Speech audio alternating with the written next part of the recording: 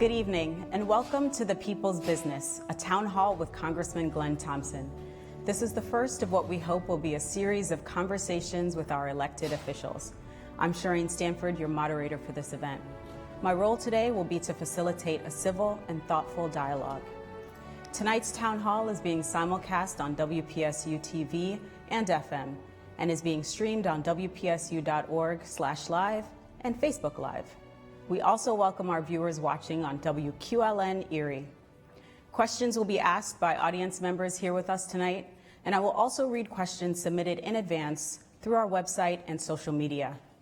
In the interest of hearing from as many people as possible, we've asked the audience to keep their questions brief. Now, I'm pleased to introduce Republican Glenn Thompson, who represents Pennsylvania's 5th Congressional District in the U.S. House of Representatives. Congressman Thompson is a member of the House Agriculture Committee and serves on the House Natural Resources and Education and the Workforce Committees. Welcome, Congressman. Shireen, thank you so much. Thank you for moderating tonight. And please call me GT. Everyone does. And thank you to my alma mater, Penn State, and WPSU for putting this event together and inviting me to join you here this evening. It's greatly appreciated. Really appreciate everyone that's coming out. Everybody that's listening in. It's pretty exciting to be able to do this event. And in a district that is 16 counties, 24% of the landmass of Pennsylvania, we're reaching all corners this evening. That's pretty cool technology, and just very much appreciate it. I do want to say thank you to the folks up in northwestern Pennsylvania, our public television station up there, WQLN in Erie, for broadcasting this on Sunday from 5:30 to 6:30 up there. And I want to thank everyone. Really looking forward to an excellent discussion tonight. Great. So let's get started. Let's go to the first question, which was submitted online. So, Congressman, the vast majority of the questions we received were about health care. So we'll start there and likely return to that during the hour. So I'm going to start with James from Ridgeway, who says, do you believe that health care is a right for all, or is it a privilege for those lucky enough to afford it? What would you tell someone whose life depends on care that they can't afford? Well, I think health care is a right. I just disagree that there is just one methodology, one method, one strategy for access. There are many access points, and that's what we need to look at. There was with the current, and just one example, and I know I represent 16 counties, but we're here in Center County. The strategies that were utilized with the Affordable Care Act really have, to many extent, have failed. In Center County, when the Affordable Care Act was passed, we had 7% of the population of Center County was uninsured. That was one of the reasons I look forward to using my background of 28 years working in healthcare to figure out how to improve access, how to improve affordability. And so we've gone through a lot of pain since 2010 with the Affordable Care Act, and we know where most people's premiums and deductibles and loss of hours when small businesses are not growing to 50. But here's the bottom line is today in Center County, after all of that and the Affordable Care Act being implemented, 9% of Center County residents are uninsured today. It was low over 9,000. Today it's over 11,000. So to me, that's just one indicator that we can do better, and that's my commitment. Okay. I know we'll come back to that. I have some other questions that people had about healthcare, but we're going to go to Bill Hallman, who's got a question from someone in the audience. Hi, GT. I'm James from State College. And this is really not fair. This is not a specific question. It's kind of a general question, so I apologize up front. But I want to say that my grandfather and my father and myself, like your dad, all served in the U.S. Navy.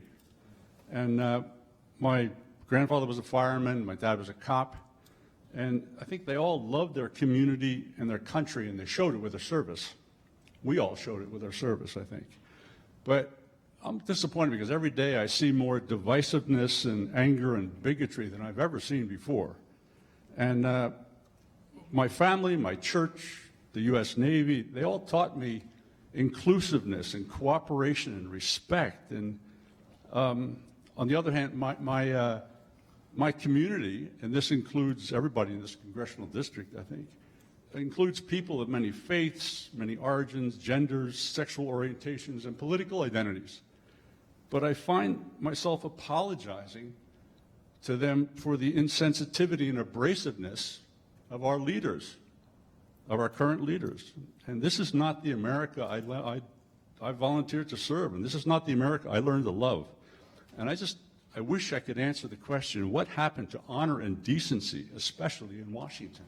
And thank you for your service. I am a Navy brat. Although I'm an Army dad, I have to admit, my son's still active duty Army, so I'm torn allegiance, especially at football games between those two. The decency is still there. It is. I mean, there are examples of, I think in the world of public service, and you have people who are elected officials, or just, I look at it almost like any other profession. There are some that are just, no matter what the profession is, they're on the edge and they're abrasive. But I have to tell you, day in and day out, there is that decency and respect, the bipartisan work that does occur. I don't write a bill, introduce a bill, unless it's bipartisan, working across the aisle and trying to meet needs. I mean, that's really what it's all about, especially when it comes to folks like yourselves, our veterans. We have passed tremendous amount of very positive legislation to try to clean up the abuses that we've seen at the VA. The benefits for our veterans are better than they've ever been. We're putting more money towards our veterans than any time in past history. I was proud to be there when we expanded the GI Bill for education to family members. Not just if the veteran themselves were comfortable with what they were doing, they could pass it along to their spouse or their child, because obviously it's the economics of the whole family that's so important. So I appreciate your observations. We're going to go to Carolyn, who has another audience question. My name is Max. I'm from State College. Max. Okay. She's going to hold the microphone. Your vote for the Republican health care bill, regardless of how many people are uninsured now, was a vote to throw 22 million Americans off of health insurance. And that is just purely not acceptable. That's a despicable decision. Well, let me address, it's hard to call. I would love to finish my question. Go ahead. Thank God for John McCain and the other senators who voted against that bill and voted to kill a bill that Donald Trump himself called mean. And then after that, we saw you take the podium in the House of Representatives and encourage Congress to stay in a recess, yes, sir, to try to continue health care debate and to try to revive this bill. My question for you is, what brings you to that decision to try to revive a bill that we have fought so hard against, to try to keep 22 million Americans on health insurance? Well, the 22 million is a really suspect number. That was by the Congressional Budget Office. Obama, the Affordable Care Act, was supposed to have, by CBO estimates, 20 million people enrolled, because that's what the need was. It literally today is just a tad over almost 10 million people. So the CBO doesn't have a great reputation when it comes to health care, which is very complex in terms of individual decision making of getting it right. And you have to understand that despite being a little over 10 million that are enrolled in the Affordable Care Act, and my wife and I are two of those. We're required by the law to be in the Obamacare exchange, or the Affordable Care Act exchange, what I prefer to call it, and we are. There's basically over 20 million individuals today that are paying the fine or exempt. And that number I share with you with our neighbors here in Center County with uninsured going up, it's not just that they're uninsured today. Most of them, many of them, are actually paying a fine to the IRS. So to me, that's wrong. I've got constituents whose deductibles are so high that they don't seek care when they're sick because they don't have thousands of dollars that are sitting there. And I'm open to all ideas. Before we left town, actually, we announced in a bipartisan group that I have belonged to since the beginning, it's called the Problem Solvers Caucus, a bipartisan health care bill. 44 members, equally split between Republicans and Democrats, and we've committed basically to stabilizing the insurance markets, and so they don't collapse. We have committed to stabilizing the pre-existing condition pools of money for the states. We've actually resumed full-time work to 40 hours. I've got constituents that work at this university whose hours, they weren't full-time, they always work 40 hours a week, but their hours, their faculty members, they've been cut because of that new rule. We've restored from 50 employees to 500. 500 actually is always, well, for many years has been the federal cutoff, defining a difference between a small business and a large business in terms of the employer mandate. We got a bipartisan agreement to repeal the medical device tax and to provide an opportunity for more innovation. And also, this bill will lay the groundwork for purchase across state lines. And so, frank reality is that our health insurance system that we have, this experiment is failing, and we need to do some fixes. And I've been a part of that bipartisan work to do that now. So, and I also do believe that, I supported the Republican version. I didn't support it when it first came out of committee, and I read it because I tried to apply my experience, 28 years working with older adults, the only former licensed nursing home administrator in the U.S. Senate or the House. And so I told leadership I couldn't support this bill, but I laid out the reasons why, because I want to solve problems. And within 3 or 4 days, they amended the bill, and they provided my fixes. They increased the reimbursement levels for Medicaid for people with disabilities of all ages. They provided some additional subsidies, so older adults, I hate to call them older adults because I'm in that age range of 50 to 64, their premiums didn't skyrocket. And so I achieved those fixes as a part of my work. I appreciate your concerns. I think you find we share the same concerns. I just find solutions for it. Okay, we're going to come back to that a little bit later. Bill Hallman has another audience question. Congressman Charles from State College. Charles, good to see you. Good to see you too, Congressman. How do you stand on creating a fair income tax structure so that the 1% that have benefited the most from the recovery begin to pay their fair share? Well, I stand on a more simpler income tax structure. I think it needs to be simplified. I'm all in favor. The versions we're looking in would double the standard deduction for everyday citizens. That's a huge win, I think, for for most of us. I do want us to be competitive. I want this to be a place where people come to either bring a business into the United States or an entrepreneur that wants to start a business. And right now, the way our tax code is, it has a negative impact on job growth. And so I think that I'm not on the Ways and Means Committee. You saw my responsibilities are.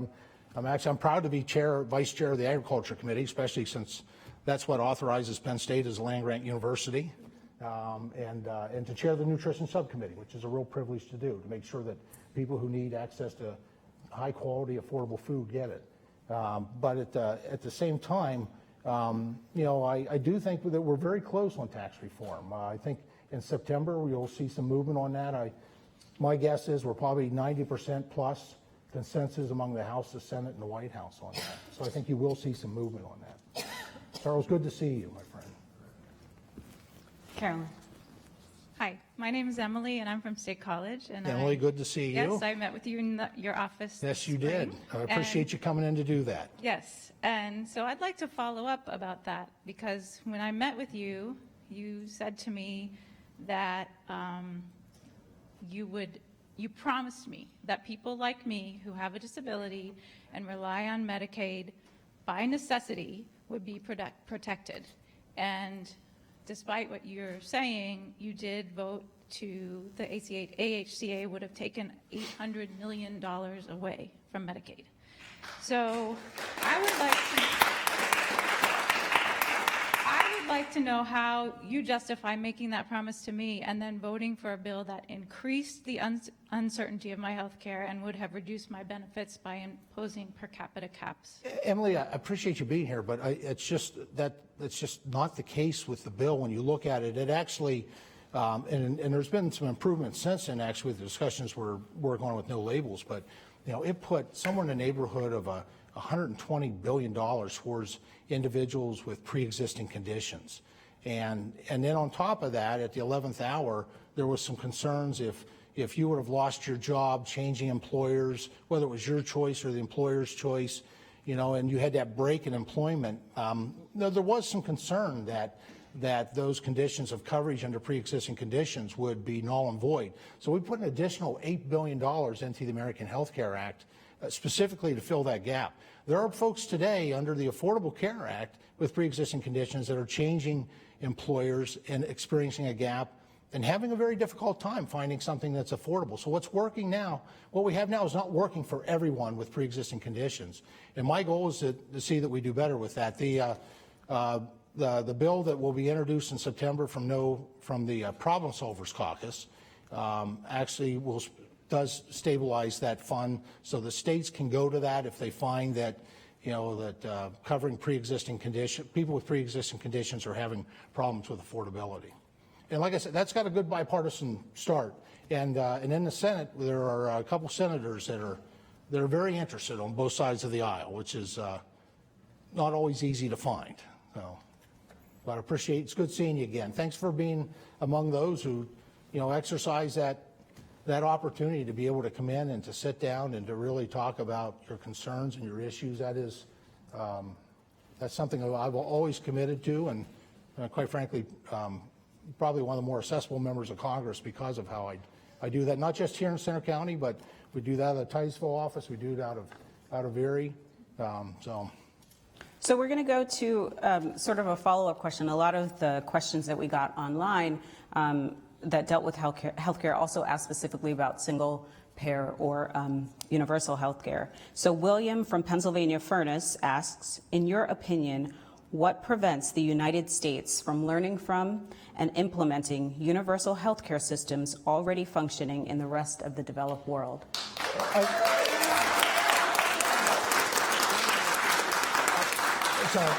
It's a great question. I think we learn from our own experience as a nation. I mean, we are struggling with, and hopefully everybody's familiar with the problems we've run into in terms of quality and responsiveness within our VA system. VA system is not exactly a single-payer system, but it functions as such for veterans, and we have delays in care. We have, unfortunately, veterans that we know have passed away before they got access to care. Now, a big part of that was in the larger urban areas, or suburban areas. Not so much in the 5th District of Pennsylvania. Occasionally I've got a great staff, and we do a lot of casework with veterans, getting them access to the care that they need through the VA. But and so we've got, our veterans go to Pittsburgh and Altoona and Erie and Bath, New York, and overall they do rather well. I think it's economy of scale. I'm sorry, you said it was what? Economy of scale, it's the size. It's a sheer bureaucracy within the VA. And so we do fairly well with it. The other, I don't know how many of you are aware that under Medicare Part B, and I'm not going to be impolite to ask how many people are in Medicare Part B. It's like asking a lady's age, not going to do it. We have done rationing in this country for years under Medicare Part B. And I know that because as a former licensed nursing home administrator, and more importantly as a former therapist and rehab services manager, which is really most of what I did for 28 years, if you go into a nursing home under Part B, sorry, that's the facts. You go into a nursing home under Part B, it doesn't matter what, you have a stroke, a cerebral vascular accident, amputation, you are limited, you are capped on how much therapy that you can receive. And it's a combination of between physical therapy and speech therapy, and then occupational therapy has its own category. So we have been rationing health care and that what would be amount to a single payer system for many years. Is that right? No, it's wrong. I've fought against that as a therapist and rehab services manager, and I still lead in the fight in Washington on what's called the therapy caps. If you just Google therapy caps, you can get the information on that. It's just wrong. It's wrong. These are, especially folks, the people that go into, when I started to work at Centercrest, and that's how I paid my tuition through Penn State, it was a different population then. People came there because they didn't have family members. Today, to go into a nursing home, you have to be very ill. And so it really is the most sick individuals, the most at risk. And yet we put they ration those services. The government does under Medicare Part B. That's been going on for a long time. So I think, his question was sort of like, are there lessons to be learned from other countries? Those are some of that the have done lessons to be learned, I think. I'm not a supporter of single payer system. I think many folks in the room here that have met with me know that. I've had that candid conversation. Based on my experience as a healthcare provider for nearly 3 decades, I don't see where that works well. Okay. Bill Hellman has another question from our audience. Hi there, my name is Julie. I'm actually a PhD student in horticulture here at Penn State University. Excellent. So I wanted to thank you very much for holding this town hall, first of all. I know a lot of us have been asking for a long time, so thank you for having one, and I hope to come to many more in the future. This is going to be a commitment question, so prepared to that. Congress, along with your vote, has repealed many rules protecting water from pollution, mainly from energy industries. Can you commit today to introducing or endorsing legislation that would reinstate enforceable regulations to protect the health of our waters? Well, it's a great question. For the previous 3 terms, 6 years, I've been the chairman of the Agriculture Committee for Forestry, Conservation, Watersheds, and Soils. And I've done a lot of, I think, some really good work in that area, conservation programs. If you look at the conservation programs where it's riparian buffers or stream bank reinforcements, those are all programs in Center County. We have lots of them. And they're great programs. Those dollars come from the federal government. Those are authorized through my former leadership, actually. And they're leveraged. They're leveraged with great organizations like Trout Unlimited, other nonprofits, but also commercial organizations, for-profits that get involved that do a lot of great work on clean water. And so I'm kind of proud of the clean water work that I've done. My commitment is I'm going to continue to do that. I've got a long record of working with all the coalitions when it comes to clean water. I disagree with your inference that we've done a lot of things to damage the environment. That's I just respectfully disagree. That's from my perspective just not the case. One of the things that actually was one of the very first hearings, and it contributes a lot to clean watersheds. It really convened the first Healthy Soils as a horticulturist. You're probably familiar with that movement, and it's a great movement. And it does so much to be able to require less fertilizer, less pesticides, keeping nutrients on the ground, really manufacturing topsoil. And I'm the one that brought the very first hearing to Washington and as a forum. So I'm always committed to clean water. So, thank you. Carolyn? Hi, I'm Wayne. I'm from Zion. Good to see you here tonight, GT. And I want to thank you for having this event. I think it's a step in the right direction. There's another town hall taking place tonight for the people that couldn't be here because this is a limited space. Thank you, WPSU. We appreciate it. But more people want to talk to you. And I'm one of the people that has stood outside and protested. Wayne, can I ask you, have you made an appointment to come inside to sit down with me? I have not, but that's part of my question here. That's in the best way to vein communicate, Wayne. of a performance review, as one of the people that pays taxes and helps pay you, what are you going to do to be more accessible going forward? Town halls are important. There are a lot more people than can make appointments. I take every opportunity I can for respectful, courteous, open communications. This past 12 months, I've probably had 1,000 face-to-face meetings with folks. And there's times where I do talk to groups like this as well. And it happens throughout the district. It is a rather large district. It's 16 counties. It'd be inappropriate to favor one over the other, even though this is, where I was born and raised here in Center County. I make a commitment to all. My Honda has 345,000 miles on it.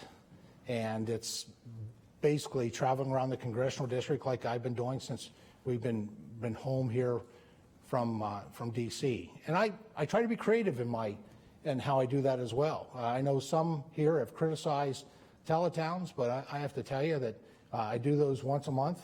And over the past 12 months, I've reached out to over 500,000 households in all 24% of the landmass of Pennsylvania. It's not the only thing I do. I really prefer the face-to-face. I prefer like sitting at the table with Emily and being able to hear her, concerns, the issues. And I push people pretty hard, to tell you the truth, when I meet. I'm looking for your homegrown solutions. I'm going to tell you, we're not always going to agree. And I get that point. If I was to stand here and tell you that we're going to agree on everything all the time, I'm probably lying. I'm definitely going to be lying. Because there's diversity of perception, diversity of opinion and perspectives. And so, but I do work as hard as anyone in terms of being accessible, Wayne. And glad to have somebody here from Zion. That was the scout troop I was in, Troop 52 out of Zion when I was growing up. So it's good to see you, neighbor. Thank you, Wayne. We have another question. Hi, I'm Eric from State College. And earlier you spoke about a right to health care.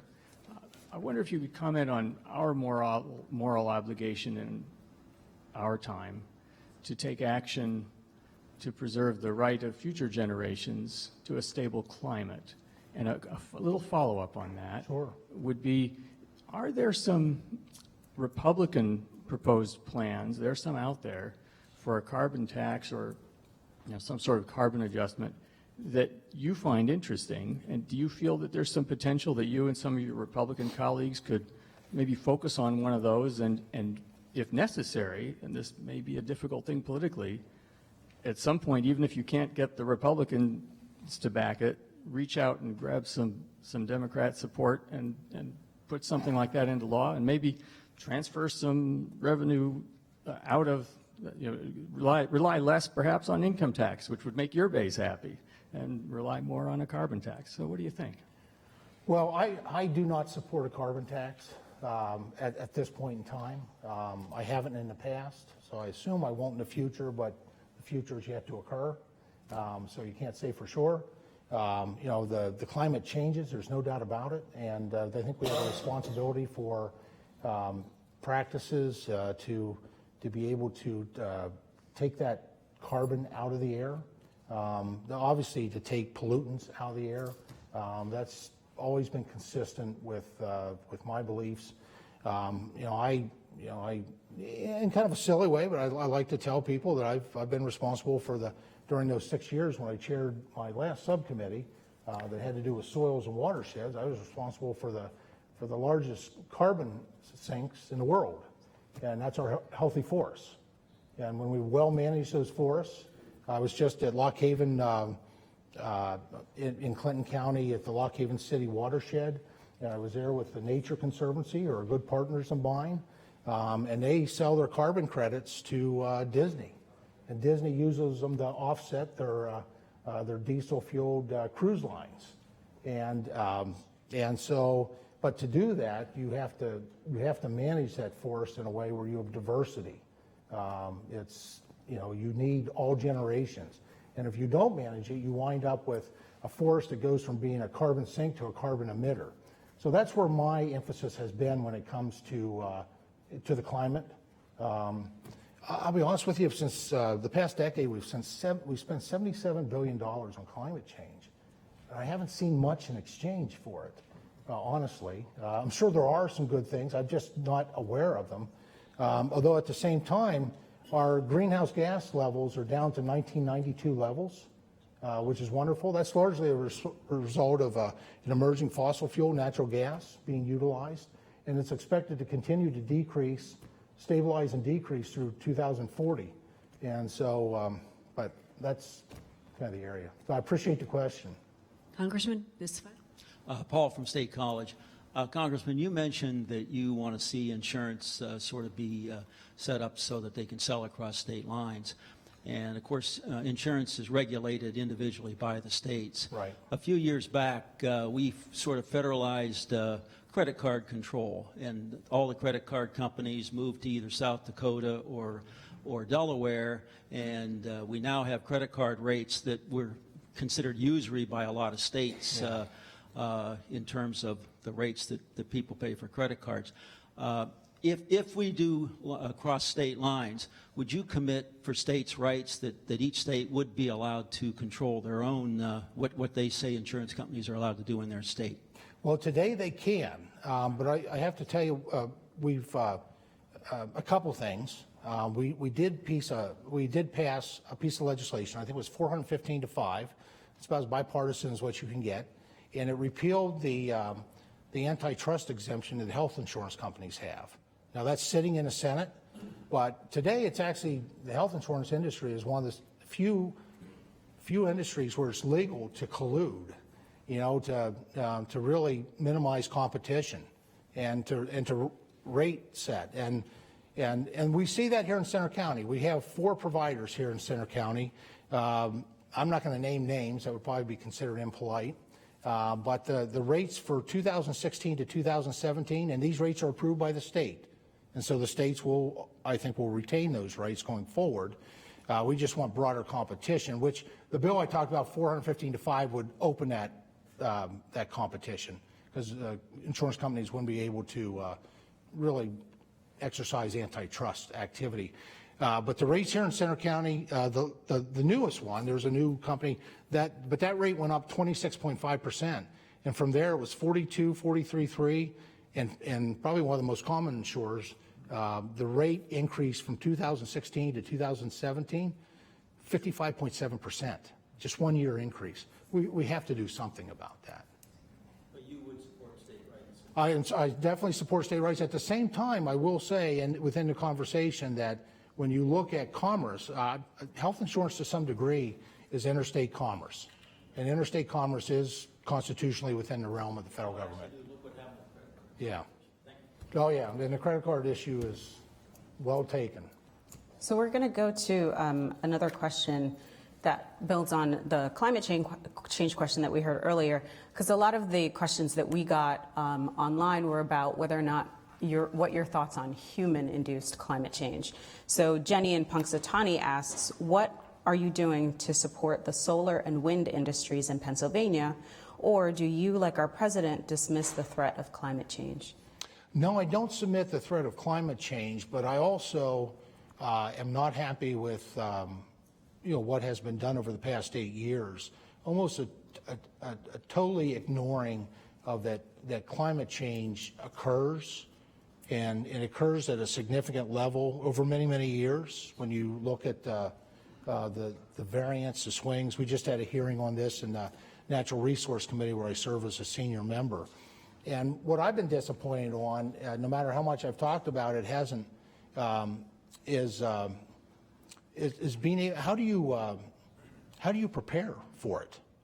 I mean, how do you mediate the impact? And I was proud to support a research grant that came to our forestry department, part of the Department of Agriculture here at this great land-grant university, and it was to study the impact of climate change specifically on Pennsylvania hardwoods.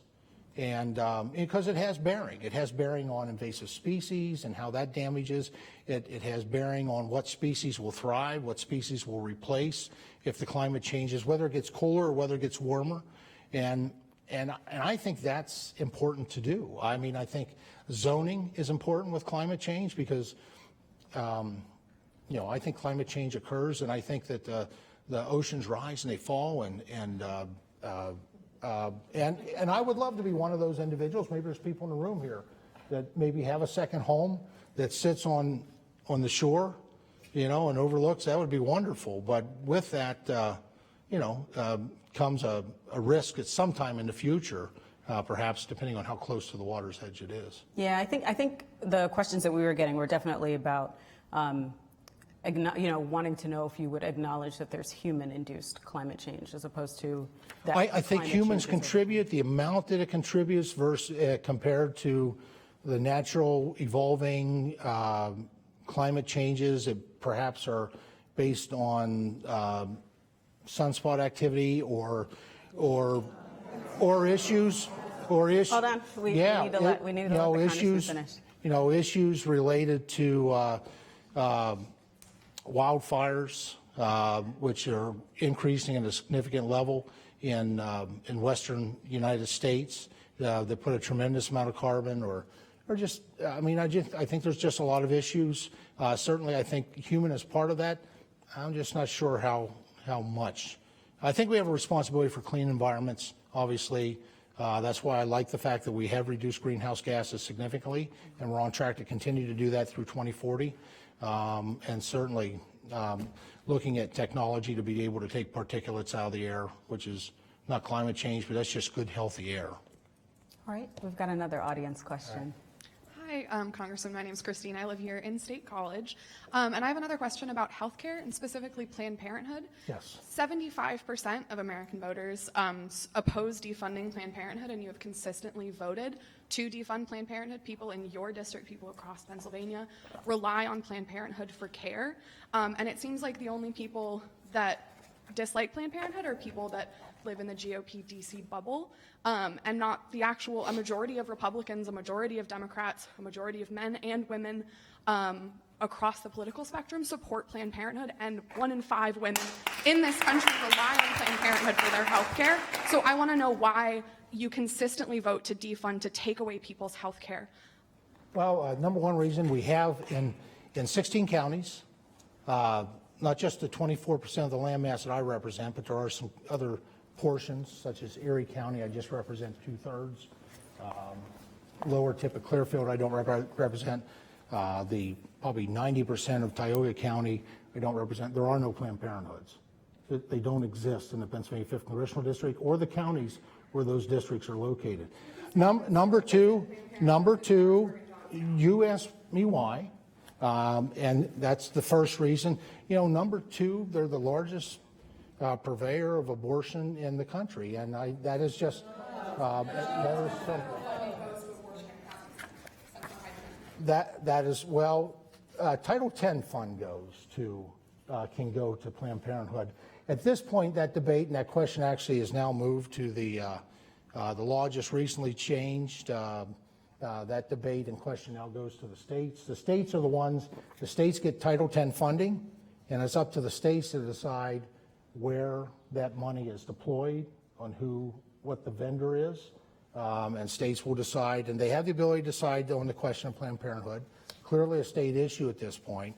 I will say we have passed legislation to increase, and Title X funds we've not decreased, we've increased, because we need, and certainly I support in underserved areas in particular, which are both urban and rural. We need places where people can go for the healthcare services that they're looking for. That's why I've always been a huge champion from the beginning of federally qualified health centers. It's one of the best models out there. When they were, couldn't get their attention on this in 2010 when they did the Affordable Care Act, but we have a number of federally qualified health centers within the congressional district, unlike Planned Parenthood. And these are places where you come and you pay based on your ability to pay. And it's good care, and many of them are now added dental services. And so I'm a big fan of those. Actually, the Republican bill that we put forward increased funding for federally qualified health centers. I'd like to see more of those in this congressional district.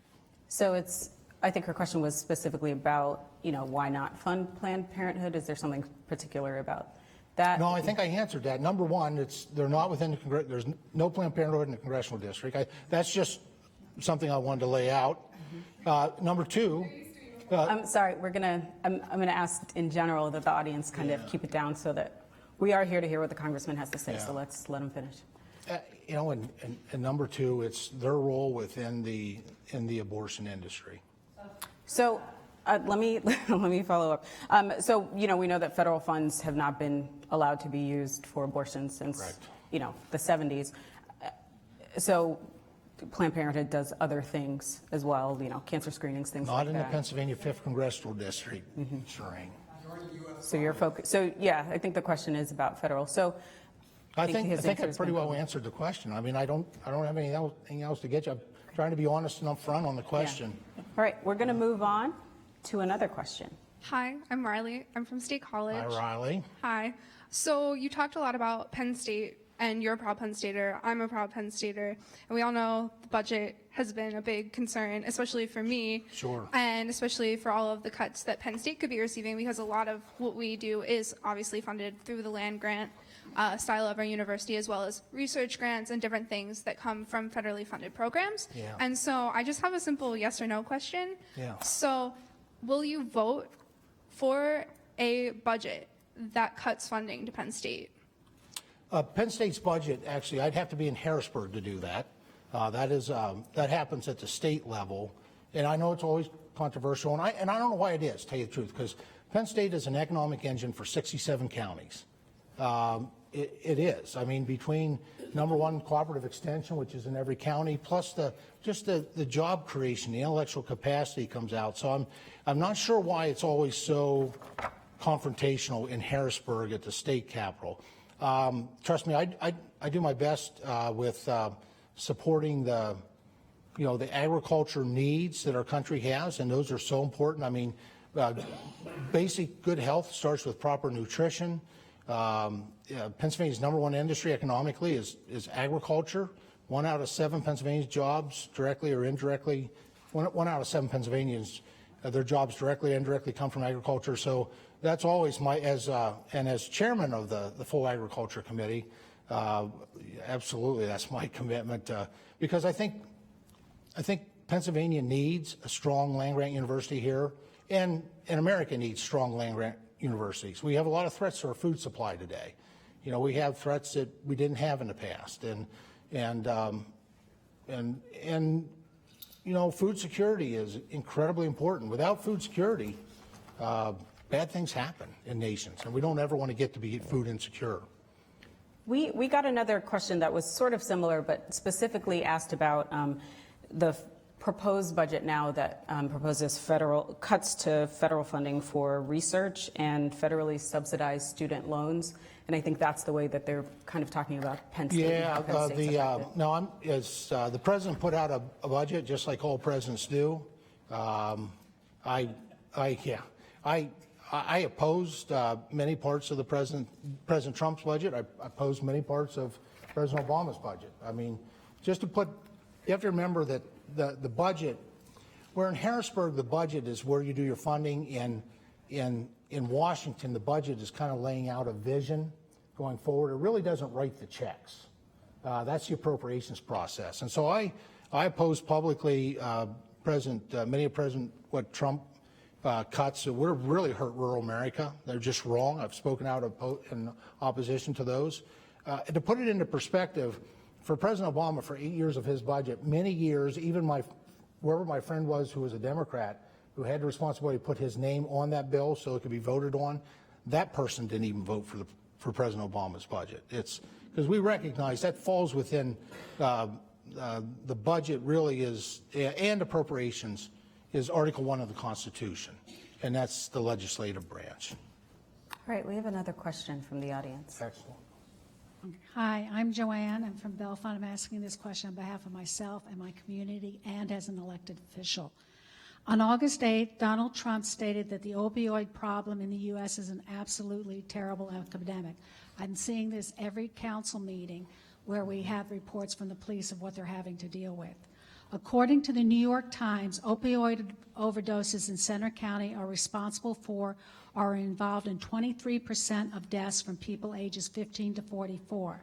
This percentage ranges in the 5th District from a low of 18% in Forest County to a high of 51% in Crawford County. The Office of National Drug Control Policy has been developing federal policies focusing on harm reduction and treatment of opioid use, abuse, and addiction. Trump has recommended cutting the budget of this office by 96%. How do you, as a former employee in healthcare and as a congressman, reconcile the size and urgency of this problem with the lack of action, aside from the rhetoric we're hearing from the Trump administration? And what do you propose to specifically do to help citizens throughout the 5th District and the rest of the country to deal with this issue that hits everyone and every single community? Sure, it sure does. It's every zip code. There's not a zip code in the 5th District or around the nation that does not have some presence of substance abuse. Right now it's opioids. That seems to be the drug of choice. That will change as time goes on, but that needs, the two things that quite frankly, every zip code has substance abuse, and some element of poverty that both need to be addressed. It's what I've already done, actually. We passed 16 bills out of the House.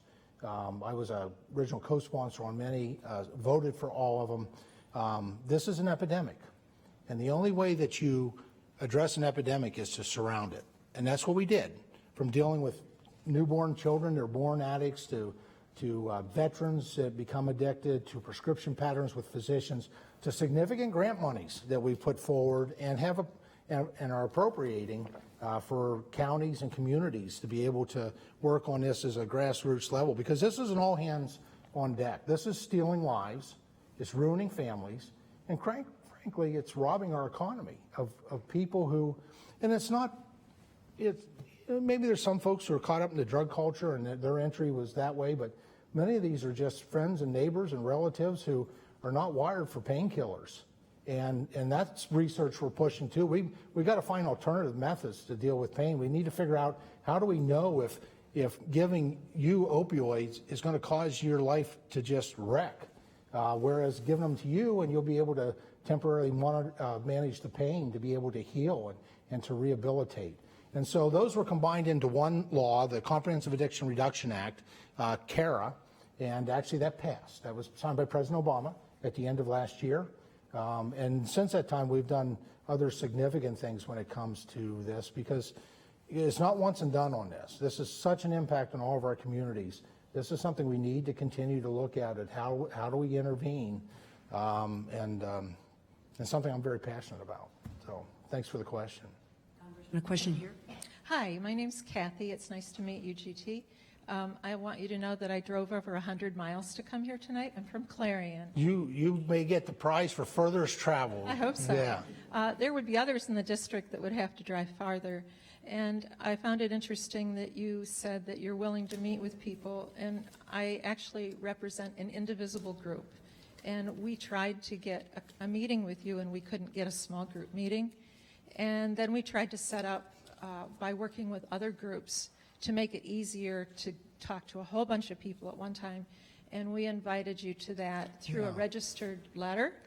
And I know that the letter was delivered because I got the receipt from it, but we've never received an email or a phone call or any kind of a text or anything saying that it was even received, and that was early June. I just want to ask for all the people that I'm here representing who can't come out at 8 o'clock at night from 100 miles away and farther, if you'll come to our area and do the same, because I think this is wonderful. Yeah. We'd love to have and the other you. thing I'll invite you, I've sat down with folks from Clarion who are, I'm pretty certain were a part of your group. They're retired teachers. We sat down in my office up there, and and I apologize that you didn't get a response, but be more than happy to put together an opportunity to be able to sit down in the office and have basically a great, open, honest, courteous, respectful conversation. Yeah. Now, because I have met with, I meet with individuals, a number of folks in here I've met with numerous times that belong to different groups, groups that I know are just adamantly opposed to me for the most part. And, I've met with groups of MoveOn.org. I've moved, groups that traditionally as a Republican or, they're not really out there campaigning for you, and I get that part. But I meet with them. I mean, because I think that's important. We may not always agree, but I love the respectful discussion. Thanks for driving from Clarion. We have another question. Yes, I'm Daryl from Bollesburg, IGT. I have a question about health care. I want to come back to that because I think it's one of the most difficult issues we face. Yeah. And I've tried to study it, and I look for people and organizations that I admire who I think are credible.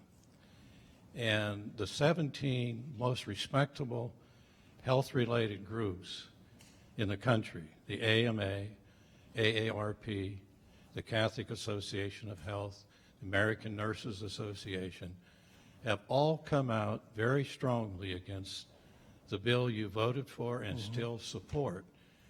Now, I don't know, I would have a question about what are their objections to your bill, and they have a number of them. Yeah. And how do you respond to them? And how, I mean, the ways we go about trying to figure out what to do is we look for people, including you, to help us make good decisions. Right. And here we have the 17 most respectable organizations, and I have a sense that most of them agreed with the president that the bill was mean. It gave a big tax break to the wealthy. It did not fill in a lot of things. There are other things you said earlier about, let's say, going back to the Affordable Care Act, the 20 million people that were going to be covered.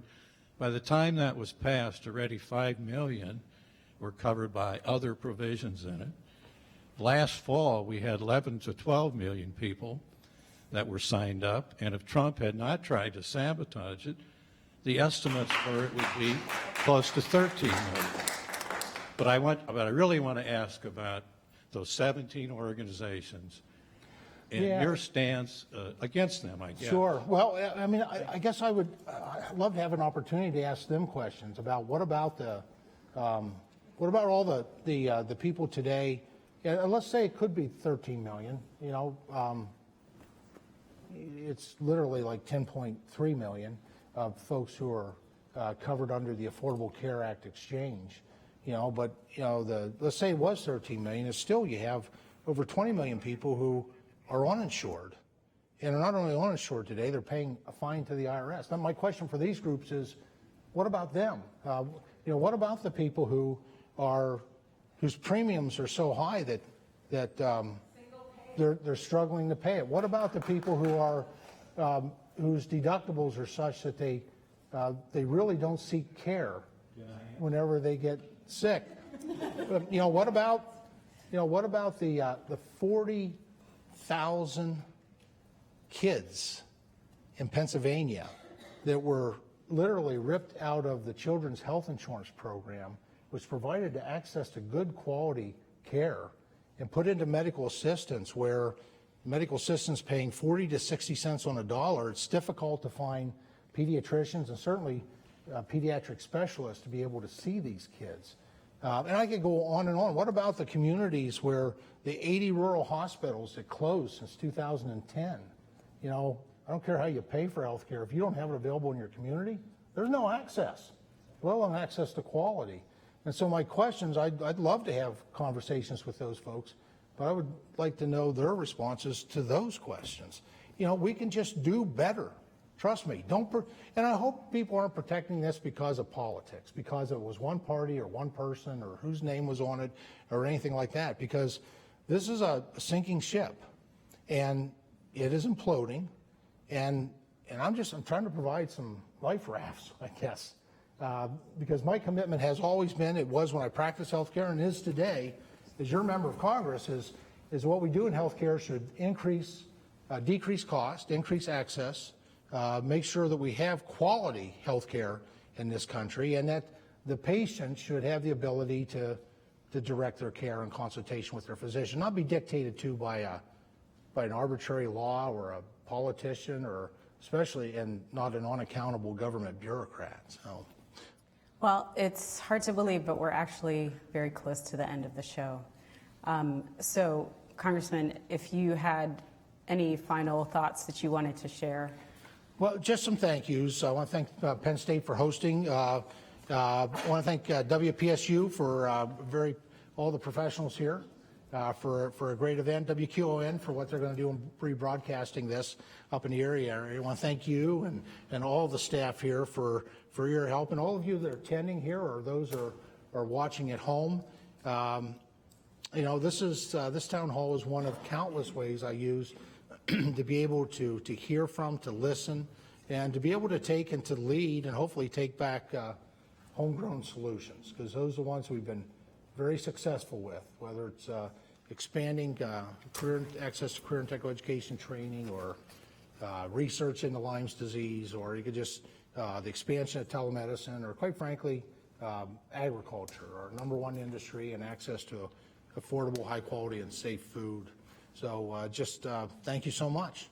Well, and I think you can see there are lots more questions that people have. I have a notebook full of questions, so hopefully we'll be able to do this again. We've reached the end of tonight's town hall. Our thanks to Congressman Glenn Thompson for joining us tonight. And thanks to all of you for watching and for submitting your questions. You can find more information about this and other upcoming programs on our website, WPSU.org. From all of us at WPSU, thanks for watching and good night.